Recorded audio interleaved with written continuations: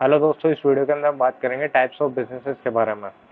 तो बेसिकली चार तरह के मार्केट के अंदर बिजनेस होते हैं। एक होता है pure cyclical business, cyclical business. दूसरा होता है यहाँ पर economical economic cycle based business. Third अगर हम बात करें तो थर्ड बिजनेस होता है कमोडिटी बिजनेस।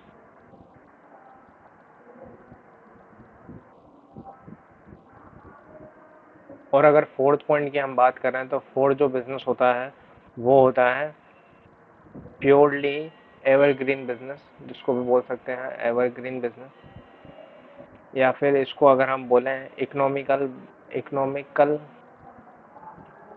या इकोनॉमिक मोड बेस्ड बिजनेस।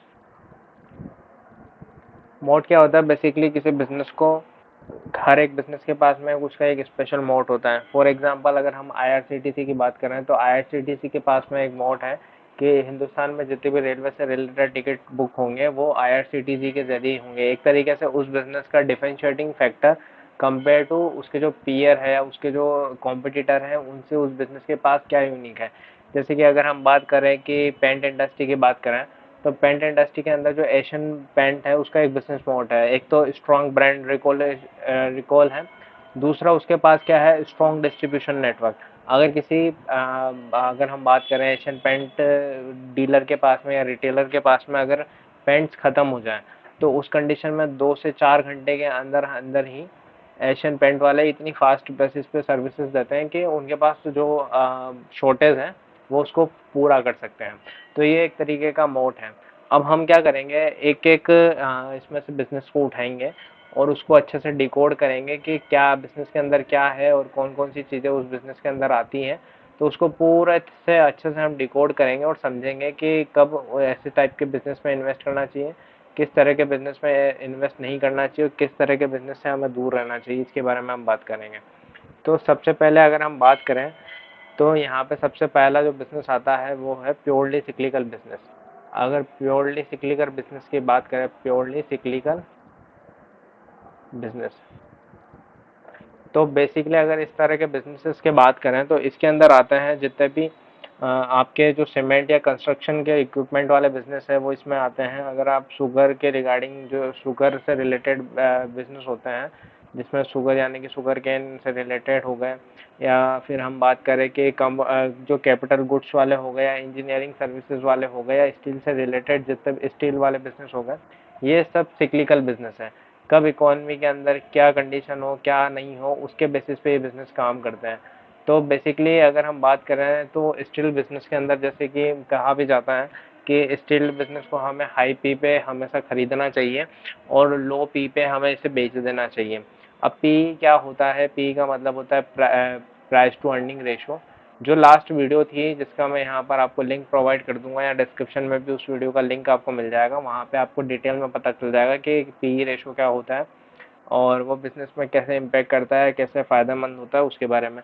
अगर हम इन बिजनेसेस के फीचर्स की बात करें तो ये बिजनेस होते हैं लो मार्जिन बिजनेस होता है।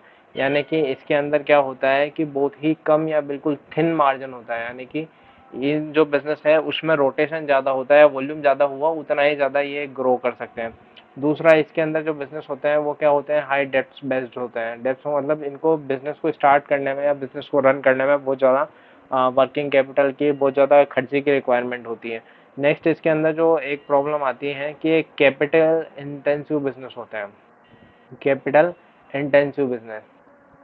तो जैसे कि अभी मैं यूट्यूब पे पढ़ा रहा हूँ या यूट्यूब पे आपको कुछ ना कुछ इन्वेस्टिंग के रिगार्डिंग सिखा रहा हूँ, तो यहाँ पर मेरा क्या कॉस्टिंग है? बहुत बेसिक कॉस्टिंग है। एक मेरे पास लैपटॉप हो गया या फिर जो भी मेरा नॉलेज है वो उससे मैं डायरेक्ट सिखा सकता हूँ। But in case of the pure cyclical business रहते हैं कि एक एग्जांपल लेके चलते हैं, हम स्टील को एक आइडियल मान लेते हैं कि इस कैटेगरी का बिजनेस है, मान लीजिए स्टील बिजनेस है, वो प्योरली इस कैटेगरी का बिजनेस है। तो इस बिजनेस के अंदर एक तो लो मार्जिन होते हैं क्योंकि सब लोग स्टिल सेम ही है ऑलमोस्ट, तो सब ही हाई कंपटीशन पे खेलते हैं। या फिर सीमेंट का ले लो तो भी सेम हाल है। दूसरा, हाई डेप्थ, स्टील का प्लांट लगाने के लिए बहुत ज़्यादा मात्रा में पैसे की रिक्वायरमेंट होती है। दूसरा कैपिटल इंटेंसिव, जो कि मैंने बताया कि ज़्यादा मात्रा की रिक्वायरमेंट होती है कैपिटल की इस बिज़नेस को स्टार्ट करने के लिए। दूसरा हाई डेप्थ बिज़नेस होता है, क्योंकि इसमें बहुत ज़्यादा मात्रा में कर्जा लेना पड़ता है। उसके अलावा अगर हम बात करें तो इस बिज़नेस को रन करने के लिए, डे टू डे खर्चे निकालने के लिए वर्किंग कैपिटल की बहुत रिक्वायरमेंट होती है। अब ये क्या चीज़ें होती है वर्किंग कैपिटल, या फिर कोई भी रेशो, या ये इन्वेंट्री, इनके बारे में एक मैं डिटेल में जल्दी एक कोर्स यूट्यूब पर लेके आने वाला हूँ फ्री ऑफ कॉस्ट, तो उसमें हम और ज़्यादा चीज़ें सीखेंगे। उसके अलावा ये जो बिजनेसेस होते हैं वो क्या होते हैं, गवर्नमेंट की जो पॉलिसीज है उस पर बहुत ही ज़्यादा डिपेंडेंट होते हैं। जितनी ज़्यादा गवर्नमेंट पॉलिसीज होती है वो उन पे बहुत ज़्यादा डिपेंडेंट बिजनेस है। अगर हम बात करें यहाँ पर ऑब्जर्वेशन के पॉइंट ऑफ व्यू से, तो हम ये मान सकते हैं, इन्वेस्टमेंट स्ट्रेटजी के फॉर्मेट में बात करूँ इन्वेस्टमेंट के रिगार्डिंग, कि अगर कोई बंदा है वो इस डोमेन के अंदर इन्वेस्ट करना चाह रहा है, यानी कि इसको बोला जाता है कि स्ट्रेटजी बताऊं, अगर मैं इन्वेस्टमेंट स्ट्रेटजी की बात करें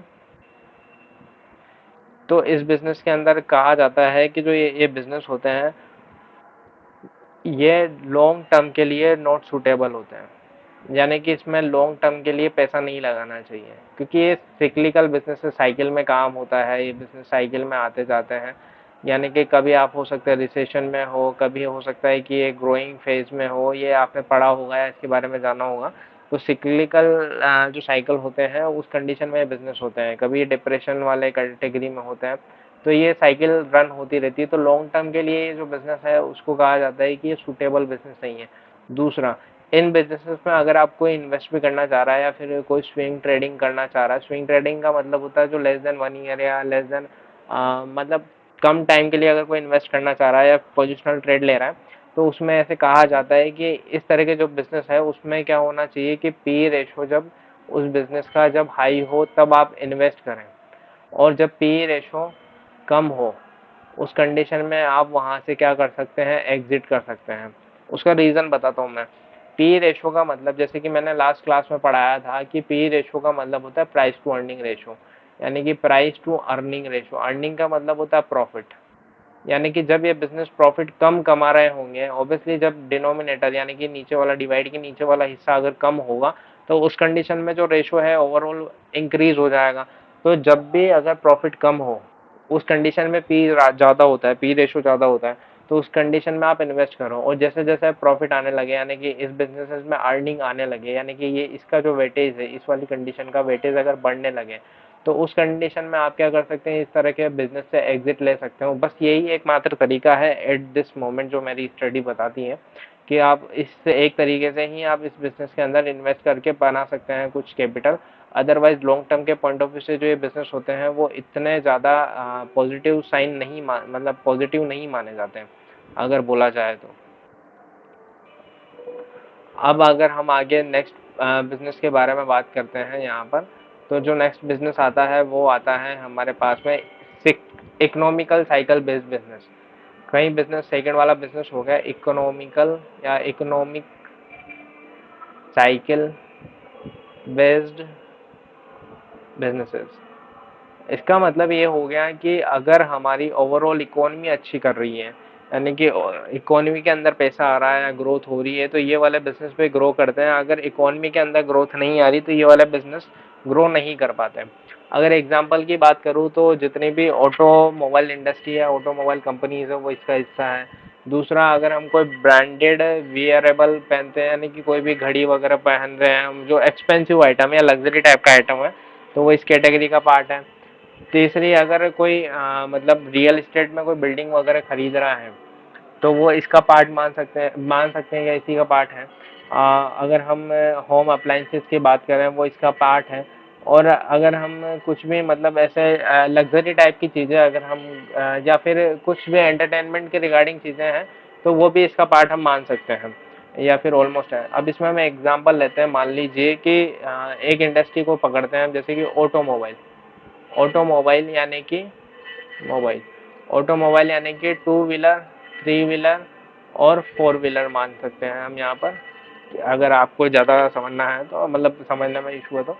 अब इसके अंदर अगर हम फीचर पॉइंट ऑफ व्यू से बात करें तो ये जो बिजनेस होते हैं वो कंप्लीटली ही क्या होते हैं, इकोनॉमिकल ड्रिवन होते हैं, यानी कि इकोनॉमिकल इकोनॉमिकल ड्रिवन होते हैं।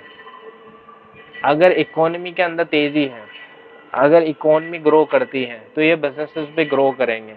अब इसके अंदर मैं बताता हूँ आपको क्या होता है कि मान लीजिए हम एग्जांपल लेते हैं कि इकोनॉमी के अंदर ग्रोथ है, यानी कि लोगों की जीडीपी बढ़ रही है देश की, सॉरी, पर कैपिटा इनकम अगर ग्रो हो रही है, तो उस कंडीशन में क्या होगा, लोग ज़्यादा अगर वो पैसा कमा रहे होंगे तो ज़्यादा मात्रा में पैसा खर्च करेंगे, और ज़्यादा मात्रा में अगर वो पैसा खर्च कर रहे होंगे तो इसका मतलब ये है कि वो ज़्यादा से ज़्यादा लग्जरी प्रोडक्ट के अंदर या फिर जो भी सुविधाओं के हिसाब से जो प्रोडक्ट है, या ऑटोमोबाइल के अंदर हो गया, या फिर ब्रांडेड चीज़ों के अंदर, या फिर ब्रांडेड, या फिर यूँ मान के चले कि जहाँ पर आदमी के नीड से ऊपर हट के, या नीड से हट के वांट या डिज़ायर वाली जो कैटेगरी होती है, तब आदमी जिस प्रोडक्ट को खरीदता है वो सब इसके अंदर आते हैं। क्योंकि जब इकोनॉमिक ग्रोथ होगी तो उस कंडीशन में लोन भी सस्ते होंगे, लोगों के पास एम्प्लॉयमेंट भी होगा, जीडीपी भी अच्छी ग्रो कर रही होगी, पर कैपिटा इनकम भी ग्रो हो रही होगी।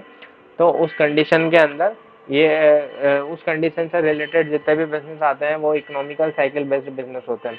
अगर हम इन्वेस्टिंग की बात करें तो यहाँ पर क्या होता है कि आप जितना ज़्यादा अट्रैक्टिव प्राइस पे, जितना अट्रैक्टिव या फिर जितना सस्ती प्राइस पे आप इसको खरीदेंगे तो उतना ही ज़्यादा ये बिजनेस ग्रो करेंगे। फॉर एग्जांपल मान के चलते हैं कि अभी कोई भी ऐसा सिचुएशन है कि मान के चलते हैं कि अभी कोई कंट्री है जिसकी कंडीशन डाउन है या फिर उसकी जीडीपी गिर रही है।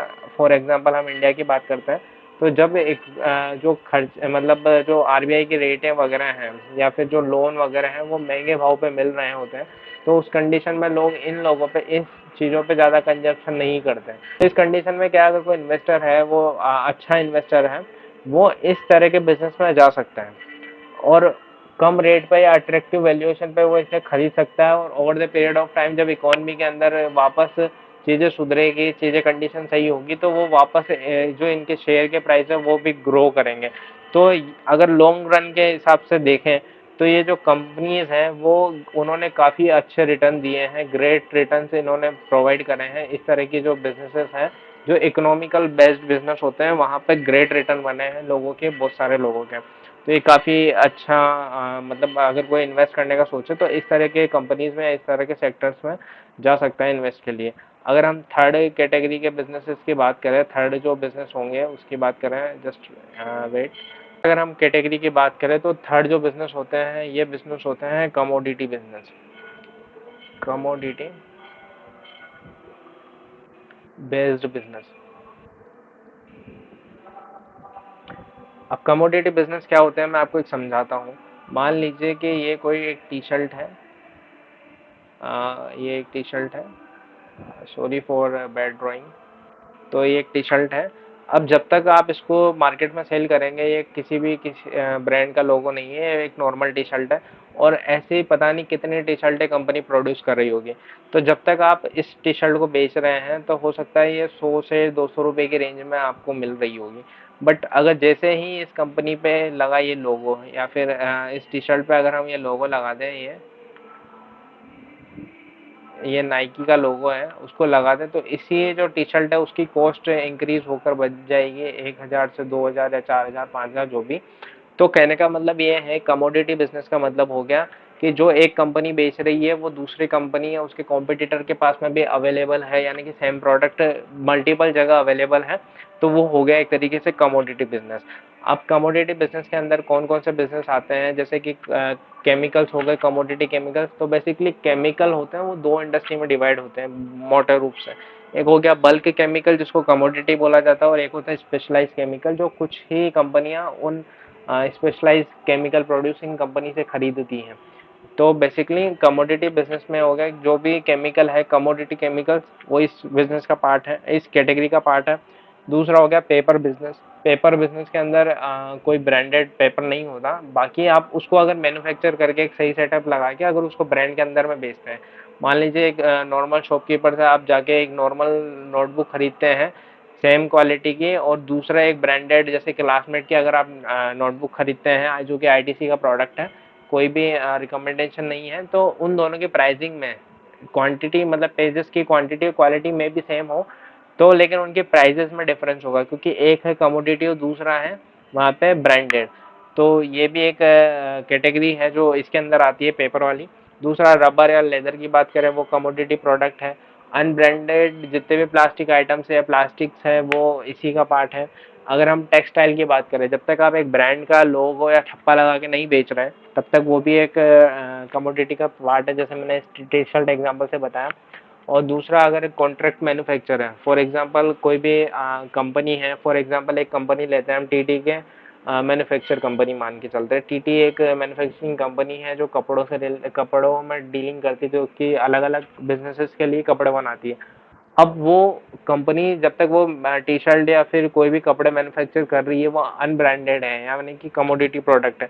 जैसे ही उस कंपनी से कोई दूसरी टेक्सटाइल कंपनी या फिर कोई भी कंपनी लेगी या फिर कोई भी मार्ट टाइप की कंपनी लेगी, तो उस कंडीशन में अगर वो अपना ठप्पा लगा के, अपना लोगो लगा के, अपना ब्रांड का टाइटल लगा के उस पर बेचेगी, तो वो प्राइस ज़्यादा करके बेचेगी।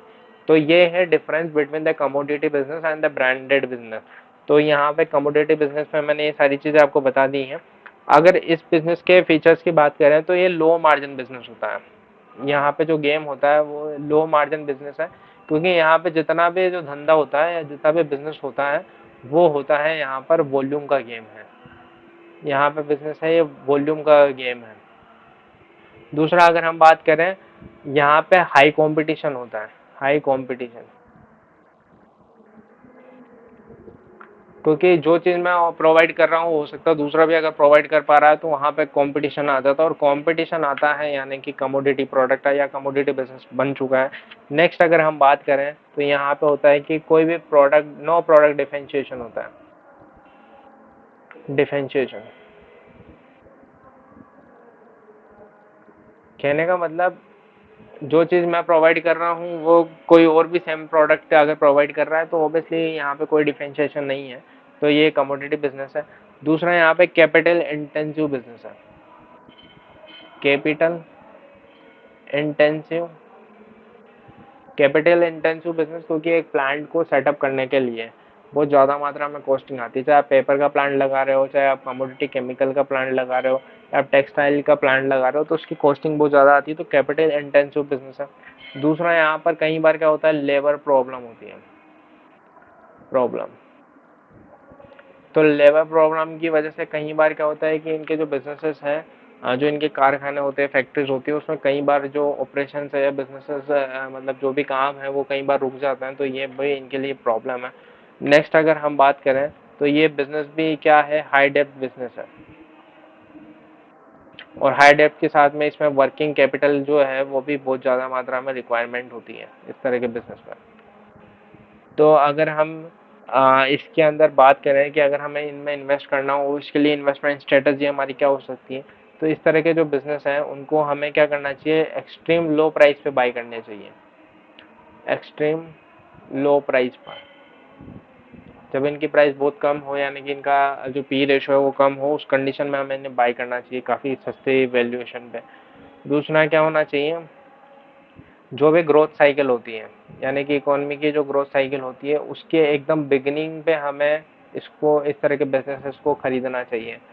दूसरी बात, जब भी हम इस तरह के बिजनेस से रिलेटेड यानी कि कमोडिटी बिजनेस से रिलेटेड कोई कंपनी चूज कर रहे हैं, तो हमें ये कंडीशन का ध्यान रखना चाहिए कि जो कंपनी हो वो या तो लो डेप्थ हो, यानी कि उस पर कर्जा हो बहुत कम हो, या फिर नो डेप्थ हो, यानी कि कर्जा नहीं हो तो और भी बढ़िया, पर अगर कर्जा है तो बहुत बेसिक हो और कंपनी उस कर्जे को मैनेज कर पा रही है।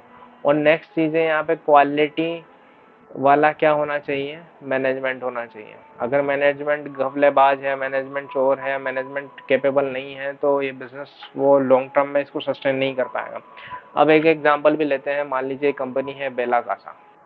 Bella Casa, there is no recommendation, just for example point of view.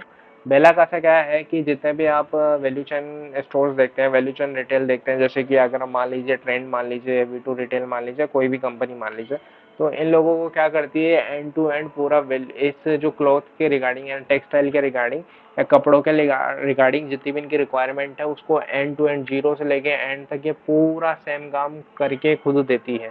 यानी कि इस बिजनेस के पास में एक बिजनेस मोड है। वो बिजनेस मोड क्या है कि ये डिजाइनिंग वगैरह से लेके पूरे एंड, पूरी सप्लाई चेन का जो पार्ट है वो ये कंपनी अकेला संभाल लेती है उन बिजनेसेस के लिए। तो ट्रेंड या फिर किसी भी कंपनी को क्या करना पड़ता है, वो जस्ट फोकस करते हैं फॉर देयर पर्सनल मार्केटिंग उनके ब्रांड की, बाकी उनके वैल्यू चेन का पूरा काम ये संभालती है। कमोडिटी ये एक, इसलिए एक कमोडिटी बिजनेस नहीं है। वहीं अगर बेलाकासा जैसी कंपनियों और अगर हम बात करें तो उन कंपनियों के साथ में चैलेंज क्या है कि अगर एक लो कॉस्ट प्रोड्यूसर उनको मिल जाए, किसी भी कंपनी है, मान लीजिए मैं एक वैल्यू रिटेल हूँ और मुझे टी शर्ट्स बनवानी है। अगर मेरे को कोई मैं अपनी शॉप पे या मेरे स्टोर्स पे मैं उन टी शर्ट को 200 से 300 रुपए की रेंज वाली मुझे बेचनी है, और अगर मान लीजिए कि मुझे कोई कंपनी है, मैं 300 रुपए की मेरे स्टोर पे इस टी शर्ट को बेचना चाहता हूँ, और कोई कंपनी है जो मैन्युफैक्चर मुझे 150 रुपए में बना के दे रहा है, तो मैं मान लीजिए मैं इससे बनवाता हूँ, ये मेरा कंटिन्यू सप्लायर है। अब कोई और सप्लायर मेरे पास आता है और वो बोलता है कि वो सेम टी शर्ट को सेम क्वालिटी पे मुझे 120 में बना के दे देगा, तो मैं इसको छोड़ के इस पे आ सकता हूँ। तो ये इनके लिए सबसे बड़ा रिस्क है। तो ये कमोडिटी बिजनेस में ये चैलेंज है। नेक्स्ट अगर हम पॉइंट 4 नंबर की बात करें, अगर चौथे नंबर के जो टाइप है उनकी बात करें, तो उसको मैं बताता हूँ आपको। फोर्थ पॉइंट की बात करूँ तो जो फोर्थ पॉइंट है वो हमारे बिजनेस होते हैं, फोर्थ बिजनेसेस। तो इनको अगर हम बोलना चाहें तो एवरग्रीन बिजनेस में बोलते हैं। Sorry for better hand writing. और इसको हम इकोनॉमिक मोड्स बिजनेस पे बोलते हैं। अब ये क्या होते हैं, इनके बारे में पढ़ते हैं। तो सबसे पहले हम बात करते हैं कि कौन कौन से बिजनेस होते हैं। तो पहला बिजनेस हो गया यहाँ पर पर्सनल केयर से रिलेटेड बिजनेस हो गए, या फिर हम बात करें एफएमसीजी बिजनेस हो गए, पर्सनल केयर हो गए, केयर। अगर हम बात करें जो भी ब्रांडेड प्रोडक्ट, ब्रांडेड केमिकल जिनको हम बोले जाते हैं स्पेशलिटी केमिकल,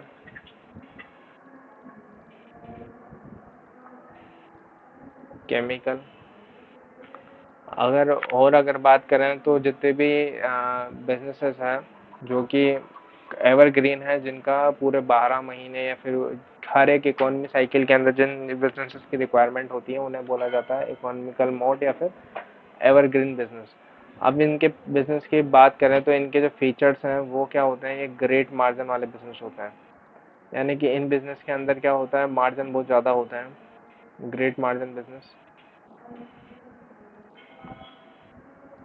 दूसरा क्या होता है, इनके अंदर नेगेटिव वर्किंग कैपिटल होती है, वर्किंग कैपिटल। अब नेगेटिव वर्किंग कैपिटल क्या होती है, मान लीजिए ये कंपनी है और यहाँ पर ये ए है जो कि इस कंपनी का क्या है, सप्लायर है, और ये है कंपनी, ये है बी जो कि कंपनी का क्या है, कस्टमर है। तो बेसिकली क्या होता है कि ये सप्लायर है, इससे तो ये माल लेते हैं उधारी पर, यानी कि उधारी पे ये चलता है, उधार इन्होंने ले लिया, और जो यहाँ से जो पैसा आता है वो इनके पास में डायरेक्ट आता है। अब अगर साइकिल को देखें तो यहाँ से आया माइनस और यहाँ से आया प्लस, तो कंपनी के पास में तो ओवरऑल पैसा आ चुका है जो भी प्रोडक्ट उन्होंने आगे सेल किया है, पर जिससे उसने प्रोडक्ट लिया है उसने अभी तक पैसा नहीं, उसको अभी तक पैसा नहीं दिया है, तो इसे बोला जाता है नेगेटिव वर्किंग कैपिटल। दूसरा अगर हम बात करें कि जो बिजनेस होते हैं ये होते हैं एसेट लाइट मॉडल बिजनेस भी होते हैं कई बार, एसेट लाइट मॉडल, यानी कि ब्रांड के गेम पे ही खेलते हैं। फॉर एग्जांपल मान लीजिए कोई कंपनी है पर्सनल केयर करके, मान लीजिए कोई कंपनी है। अब ये पर्सनल केयर कंपनी, इनका कोई भी प्रोडक्ट है, मान लीजिए कि ये कोई ब्यूटी क्रीम ये लोग सेल करते हैं, ब्यूटी क्रीम ये कंपनी सेल करती है। अब ये कंपनी क्या करेगी, ये कंपनी क्या किसी मैन्युफैक्चर को पकड़ेगी, उस मैन्युफैक्चर से अपने जो भी इंग्रेडिएंट है या फिर जो भी इनके पास में जो भी इनके R&D है या जो भी इनकी रिक्वायरमेंट है, उसके बेसिस पे वो मैन्युफैक्चर से वो माल बनवाएगी और अपना लोगो लगाएगी, ये अपना लोगो लगाएगी और आगे कस्टमर को ये दे देगी, यानी कि बेच देगी। तो ये क्या हो गया, एसेट लाइट बिजनेस हो गया। कंपनी को कोई प्लांट सेटअप करने की रिक्वायरमेंट ही नहीं पड़ी, कंपनी ने बस सिंपली क्या किया है कि कंपनी ने बस आगे जो कस्टमर है उनको अपना ब्रांड का लोगो लगा के उस जो मैन्युफैक्चर के प्रोडक्ट पे वो सेल कर दिया। तो इसको बोला जाता है एसेट लाइट बिजनेस। और जो ये मैन्युफैक्चर है जो कि इतनी फैसिलिटी लगा के बैठा है, मान लीजिए मशीनरी प्लांट वगैरह सब लगा के बैठा है। तो ये इस कंपनी का इस मैन्युफैक्चर के लिए जो बिजनेस हो गया है एसिड हैवी बिजनेस हो गया। दूसरे अगर हम बात करें कि इसके अंदर जो बिजनेस होते हैं इस तरह के बिजनेस, उनके अंदर हाई क्या होती है, आरओसी होती है। आरओसी का मतलब होता है रिटर्न ऑन कैपिटल एम्प्लॉयड होता है। हाई आरओई बिजनेस होते हैं ये, और हाई आरओई भी निकलती है, यानी कि रिटर्न ऑन इन्वेस्टमेंट और रिटर्न ऑन इक्विटी भी इन बिजनेसेस में हाई होती है। अभी क्या होते हैं इसको भी हम पूरा रेशो वाले उस कोर्स में अच्छे से समझेंगे। दूसरे अगर हम बात करें कि इनका जो डिस्ट्रीब्यूशन होता है वो बहुत सॉलिड होता है। अगर आज की बात करें हम आईटीसी को ले लीजिए, डिस्ट्रीब्यूशन आज की तारीख में अगर हम बात करें आईटीसी को ले लीजिए, या फिर आप एचयूएल यानी हिंदुस्तान यूनिलीवर या किसी भी कंपनी को ले लीजिए एफएमसीजी के रिगार्डिंग, उनका डिस्ट्रीब्यूशन नेटवर्क बहुत स्ट्रॉन्ग होता है। जितना ज़्यादा डिस्ट्रीब्यूशन नेटवर्क है, जितने ज़्यादा लोगों से आपकी कनेक्टिविटी होगी, जितने ज़्यादा एंड कस्टमर तक आप पहुँच पा रहे होंगे, वहीं उतना ही ज़्यादा ये बिजनेस ग्रो करते हैं। दूसरा अगर हम बात करें कि इनका ब्रांड का जो रिकॉल है, यानी कि अगर हम मैगी है जो कि नेस्ले का प्रोडक्ट है, उसका ब्रांड रिकॉल इतना तगड़ा है कि नूडल्स मतलब डायरेक्ट हम बात करते हैं कि मैगी। और अगर हम फॉर एग्जांपल हम हेल्थ सैनिटाइजर से रिलेटेड या कि कोई भी हम सैनिटाइजर टाइप के प्रोडक्ट यूज लेते हैं, तो हमारे माइंड में आता है सीधा डिटोल, जो कि एक रैकेट जो उसकी पेरेंट कंपनी है। तो ये बहुत स्ट्रॉन्ग ब्रांड रिकॉल होता है। और इनके पास में क्या होता है, प्राइसिंग पावर होता है। जितना ज़्यादा लोग आपको जानते हैं उतना ही ज़्यादा आपके पास में प्राइसिंग पावर होगा। बिजनेस का मोट ही का मतलब ही होता है कि आप दूसरे अपने कॉम्पिटिटर से बहुत आगे हैं, इसलिए आप उनसे ज़्यादा प्राइसिंग पे खेल सकते हैं। अगर हम बात करें तो ये जो बिजनेसेस होते हैं उसके अंदर अगर इन्वेस्टमेंट पॉइंट ऑफ व्यू से बात करें तो अट्रैक्टिव जो वैल्यूएशन है उस पर आप इन बिजनेसेस को क्या कर सकते हैं, खरीद सकते हैं और उसको होल्ड कर सकते हैं। क्योंकि over the period of time अगर हम पिछले हिस्ट्री उठा के देखें पिछले 30 साल के मार्केट की, तो ये इस तरह के जो बिजनेस होते हैं यानी कि एवरग्रीन या इकोनॉमिकल कंपाउंडर या एफएमसीजी या इस तरह की इंडस्ट्री से जो बिजनेस आते हैं, वो क्या बिजनेस है, वो ग्रेट कंपाउंडर्स है। ग्रेट कंपाउंडर्स यानी कि लोगों ने काफ़ी हद तक इनमें पैसा बनाया। तो ये इनका बेनिफिट है। तो बेसिकली हमने क्या किया, आज टाइप्स ऑफ बिजनेसेस के अंदर 4 तरह के बिजनेसेस को हमने देखा। पहला हमने प्योरली जो सिक्लिकल बिजनेस है उसके बारे में देखा। दूसरा हमने देखा इकोनॉमी इकोनॉमिकल साइकिल पे इकोनॉमिकल साइकिल जो होती है उस पे बेस्ड जो बिजनेस होते हैं उनके बारे में। तीसरा हमने देखा कमोडिटी बिजनेस के बारे में। चौथा हमने देखा एवरग्रीन बिजनेस या इकोनॉमिकल मोड बिजनेस, या फिर एक तरीके से बोला है कि ग्रोथ वाइज बिजनेस के बारे में हमने देखा। तो आशा है वीडियो आपको पसंद आया होगा। और चैनल पे वीडियोस काफ़ी डाल रखी है मैंने, बट इतना ग्रो नहीं हो पाया। तो प्लीज़ आशा है कि आप इस चैनल को सब्सक्राइब करेंगे, सब्सक्राइब कीजिए। दूसरा इस चैनल को लाइक कीजिए, और अगर कोई भी डाउट है तो कमेंट सेक्शन में हम लड़ते हैं ना आपस में नॉलेज के ऊपर। तो काफ़ी ज़्यादा लोगों को अगर आपको इस पॉइंट में कुछ भी ऐड ऑन करना है तो कमेंट में प्लीज़ बताइए। And thanks for watching this video. Thank you.